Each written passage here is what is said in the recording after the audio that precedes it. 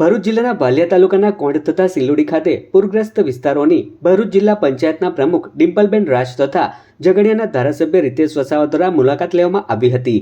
પૂરના પાણીથી પ્રભાવિત થયેલા વિસ્તારોમાં ફરીને પરિસ્થિતિનો તાગ મેળવ્યો હતો.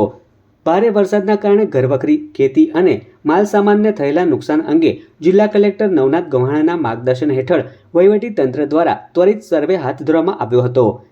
અસરગ્રસ્ત પરિવારોની રૂબરૂ મુલાકાત લઈ તેઓને સહાય કેશ ડોલ્સના ચેકની ચૂકવણી કરાઈ હતી. પદાધિકારીઓએ સ્થાનિક ગ્રામજનો સાથે પ્રત્યક્ષ સંવાદ સાધીને તેમની રજૂઆતો અને મુશ્કેલીઓને સાંભળી હતી.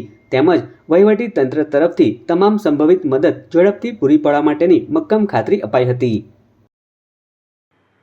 નીચલા વિસ્તાર હતો. વિસ્તારના ઘરોની અંદર પાણી ભરાઈ ગયું હતું.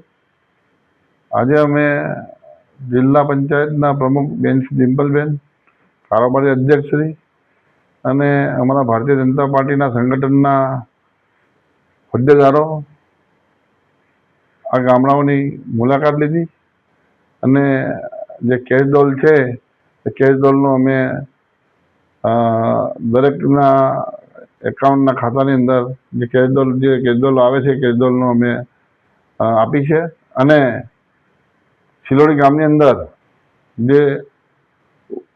એની અંદર જે કાચ છે એ કાચની અંદર નાનો કાચ છે. એ કાચની અંદર વધારે પૂરતો વરસાદ આવવાથી એ ઘરોમાં પાણી ભરાઈ ગયું છે.